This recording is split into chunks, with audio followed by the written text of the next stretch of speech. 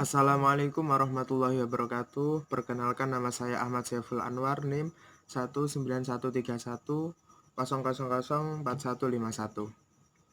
Oke, di sini saya akan menjelaskan inti dari dasar pendidikan agama Islam. Dasar pendidikan bisa diartikan sebagai sebuah pandangan yang mendasari seluruh aktivitas pendidikan, baik dalam rangka penyusunan teori, perencanaan, maupun pelaksanaan pendidikan.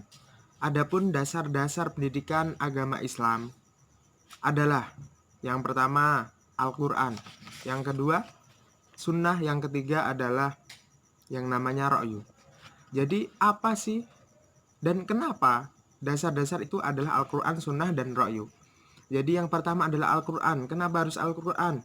Karena Al-Quran merupakan pijakan yang paling valid dan otentik yang tidak diragukan lagi kebenarannya.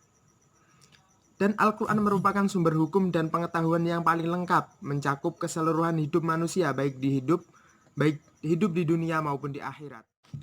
Nah, di sini ada beberapa argumen yang mendasari bahwa Al-Quran merupakan dasar pendidikan agama Islam yang pertama dan yang paling utama.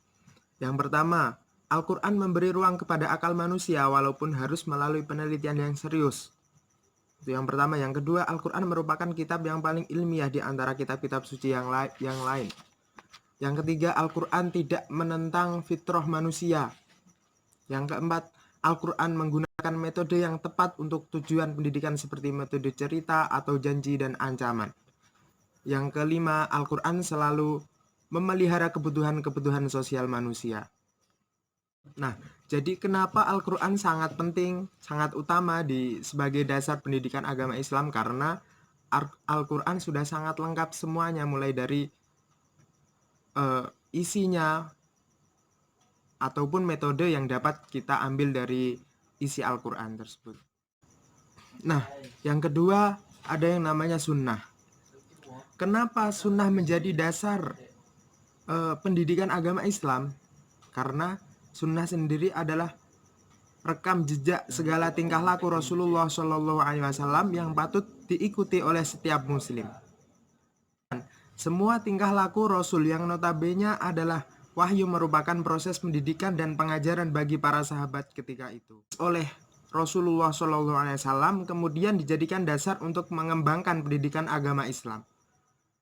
Nah, menurut Abdurrahman Al-Nahlawi, dalam lapangan pendidikan sunnah mempunyai dua faedah, yakni yang pertama menjelaskan sistem pendidikan Islam sebagaimana terdapat di dalam Al-Quran dan menerangkan hal-hal rinci yang tidak terdapat di dalamnya.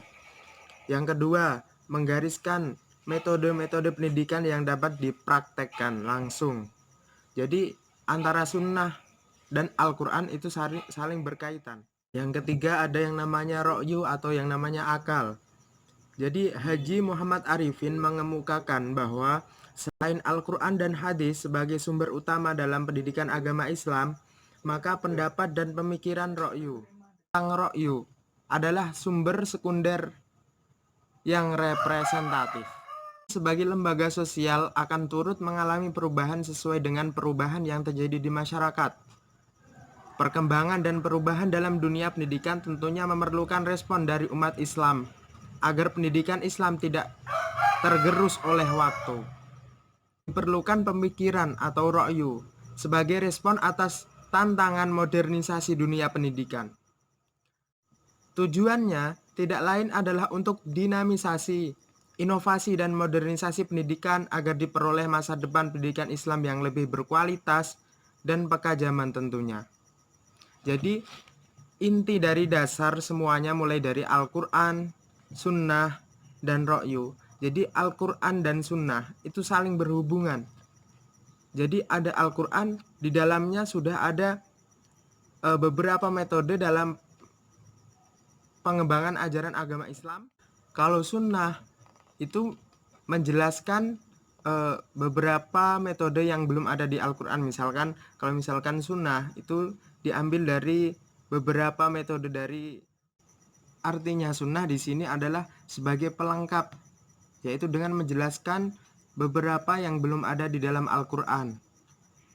Nah, di sini dapat dicermati, dapat dipelajari dari nilai-nilai pendidikan yang diajarkan oleh Rasulullah Shallallahu Alaihi Wasallam. Nah, ketika sudah ada Al-Quran dan Sunnah, maka diperlukan yang namanya ro'yu atau akal.